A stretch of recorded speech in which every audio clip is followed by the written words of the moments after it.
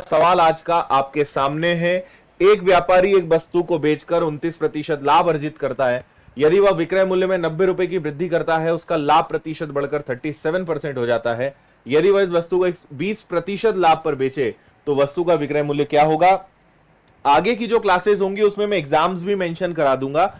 आज किसी कारण से वो नहीं हो पाया, लेकिन आगे की अपनी जितनी भी क्लासेस होंगी उसमें प्रॉपर आपको लिखा हुआ मिलेगा कि ये सीजीएल का सवाल है, मेंस का सवाल है, सीएचएसएल का है, पटवारी का है, या कोई भी अच्छे एग्जाम्स के जो क्वेश्चंस हैं वो आपको आगे से लिखे हुए मिल जाएंगे। ठीक है, हाँ चलो बढ़िया, तैयार 1 जून के लिए। ओके, देखिए भाई, आपसे कहा है एक वस्तु को 29% लाभ अर्जित करके 90 रुपए की वृद्धि करके 37 पे बेचा।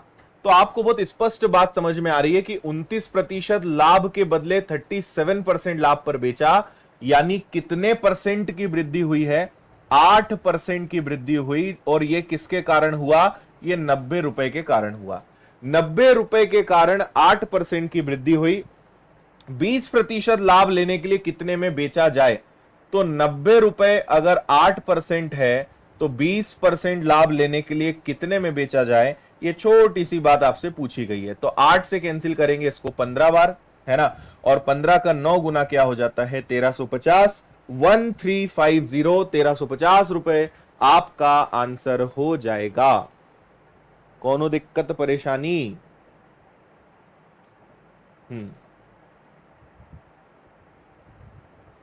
ठीक है भाई, सिंपल। जिनको नहीं पता है उन्हें हम बता दें कि अगर लाभ है तो 100% में जुड़ता है, हानि है तो 100% में कम होता है। बाकी मैंने प्रॉफिट एंड लॉस कई सारे लेक्चर्स यूट्यूब पे लिए हैं। आप सिंपल सर्च करोगे profit and loss by Aditya Patel sir, आपको मिल जाएगा। देखिए, बेसिक अच्छे से सीखिए, सब चीजें बढ़िया बनेंगी आपसे। इसी बात पर अगले सवाल की तरफ चलते हैं। नेक्स्ट सवाल आपके सामने, पढ़िए जल्दी से, और सारे सवाल में मजा आएगा। हम कुछ भी इधर उधर की बातें नहीं करेंगे, पूरा ध्यान पढ़ने पे लगाएंगे। और आप भी कमेंट में ज्यादा परेशान ना हो, सीखने पर ध्यान लगाएं। ठीक है, हम सबका समय बहुत महत्वपूर्ण है, आपका समय भी बहुत कीमती है, हमारा समय भी कीमती है। इसे खराब नहीं करना है फिजूल की बातों में। पढ़ने पे ध्यान लगाएं, सब इधर उधर की बातें खत्म करें। जून महोत्सव में क्या होता है बताएंगे हम, है ना। अभी आप पढ़िए, ठीक है। एक निर्माता थोक विक्रेता को 6% लाभ पर उत्पाद बेचता है। थोक व्यापारी उत्पाद को खुदरा विक्रेता को 8% लाभ पर बेचता है। खुदरा विक्रेता उत्पाद को अपने ग्राहक को 10% लाभ पर बेचता है। ग्राहक द्वारा भुगतान की गई कीमत 31482 है। उत्पाद को कितनी लागत में वो चीज मिली? देखो, इसको आप सिंपल ऐसे कर सकते हो कि कोई भी चीज एक्स है, पहले 6% लाभ पर यह बेचा गया किसी दूसरे को, तो आप लिख सकते हो 106/100। फिर अगले व्यक्ति ने उसको 8% लाभ पर बेचा, तो आप इसको लिख सकते हो 108/100।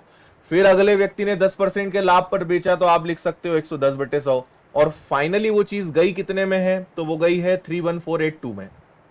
ठीक है, ये तो बेसिक हो गया। लेकिन मैं आपको ये कहता हूं कि अगर आपको बेसिक पता है, आप ये जानते हो कि ऐसा लिखते हैं, तो डायरेक्ट उस स्टेप पर पहुंचिए जिससे आपका एक काम यहां पे बचे। अब आप ये 100 उधर जाएगा, ये तीनों नीचे आएंगे। तो आपको कभी भी क्या करना है, जैसे 31482 है ना, आपको पता है कि 3 बार परसेंटेज है, तो 100 को पहले ही ऊपर लिख दो, है ना। 6% का लाभ है तो 106, 8% का लाभ है तो 108, 10% का लाभ है तो 110। क्योंकि सभी अलग अलग परसेंटेज है तो हम इन्हें फ्रैक्शन में नहीं बदल रहे हैं, नॉर्मल लिख रहे हैं। कैसे भी करोगे आपकी मर्जी आएगी कि सर 6% को आप 6/100 यानी 3/50 भी तो लिख सकते थे, 50/53 हो जाता, वो भी कर सकते हैं। लेकिन उतना भी जरूरत यहां पे नहीं है ना। चलिए इसको अब हम सॉल्व कर लेते हैं। आपके 0 से 0 यहां पे कैंसिल हो गया, 11 से कैंसिल होगा क्या? 4 2 6 3 9, 8 और 1 9, 11 से कट जाएगा। डिविजिबिलिटी पढ़ा है आपने? मैंने कैसे चेक करा 11 से कट जाएगा? 4 2 6 3 9, 8 और 1 9, 9 में से 9 गया 0, 11 से ये कट जाएगा, है ना। और वैसे भी नीचे जो नंबर्स होते हैं उससे कटना ही पड़ेगा, क्योंकि आंसर एग्जैक्ट आया है, एग्जैक्ट आंसर आ रहा है, दशमलव में नहीं आ रहा है, यानी कटना पड़ेगा, है ना। तो चलो 11 से भाग देते हैं, 11 का दुगना हो गया 22, बचा 9 और 4, 11 इंटू 8 हो गया आपका 88 88, और 11 इंटू 6 66, और 11 दूनी 22। एक बार चेक कर लेना आप भी मेरे साथ, सही है क्या, है ना। अब इसको हम उड़ा देते हैं 106 से, तो मान लीजिए 106 से कटेगा, 106 से कटेगा 2 बार, तो 212 निकल जाएगा। 106 का दुगना 212, तो 6 में से 2 गया, 8 में से 1 गया, और 2 में से 2 गया, और इधर आ जाएगा ये। अब 106 का पहाड़ा 7 बार लोगे तो 742 आ जाएगा, 106 से ये कट गया, है ना। फिर आपने कहा कि सर 27 से भी तो ये 4 बार कट जाएगा, 27 चौकट 108, तो 100 100 और उसके आगे 1 जीरो और, इसको 4 से भाग देंगे, answer will be 25,000, 25,000 is the answer. Calculation था एंड नथिंग। समझ में आया, काटा पीटी करना है। 11 से कटा 2862, 106 से कटा 27, 27 चौक 28, और यहां पे 4 से आप चाहते तो 4 से इसको भी उड़ा सकते थे 25 बार, तो आंसर आपका वैसे भी कितना आ जाता, 25,000 आ जाता। There are so many ways, anyways answer आपका आ जाएगा 25,000। शायद आपको बातें समझ में आ गई होंगी। अगले सवाल की तरफ बढ़ते हैं तीव्र गति के साथ। नेक्स्ट क्वेश्चन को ध्यान से प्रेम पूर्वक पढ़ें।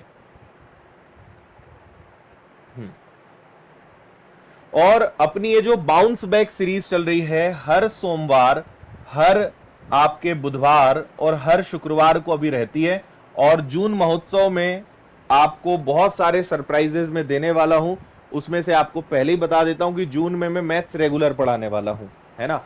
बहुत गजब की प्लानिंग आपके लिए करी है, एक से एक बढ़ के सरप्राइज गिफ्ट्स और योजनाएं आ रही हैं, आपको मजा आएगा उन सब चीजों के बारे में जान के।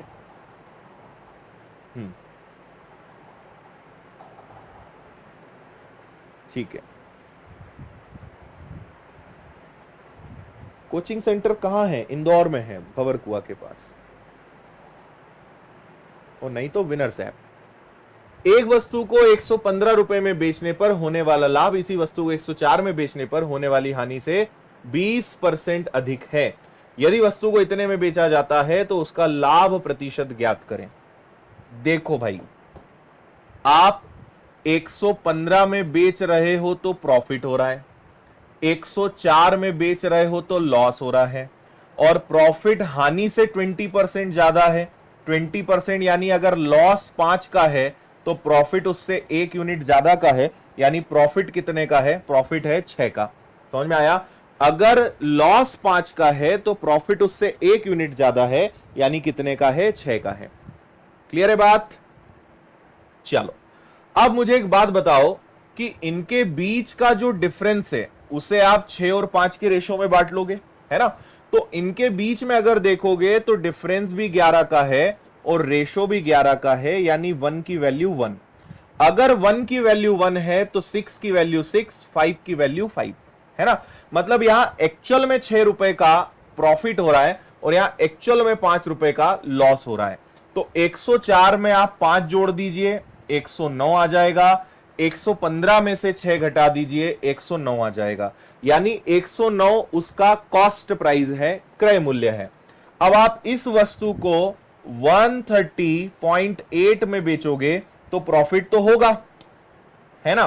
कितने का प्रॉफिट हो रहा है? तो अगर आप यहां पे देखते हो तो यहां पे आपका प्रॉफिट होना चाहिए 31.8 का प्रॉफिट हो रहा है क्या, ऑन 109, है ना, मल्टीप्लाई बाय 100, सही है।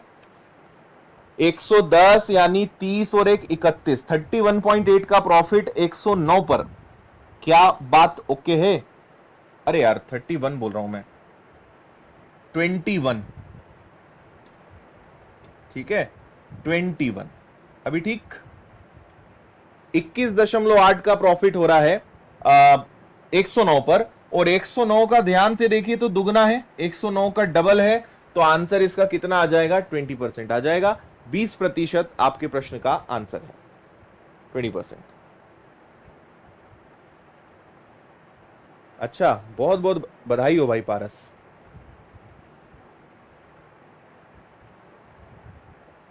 ओके, इंदौर में हॉस्टल हो जाएगी व्यवस्था, ठीक है।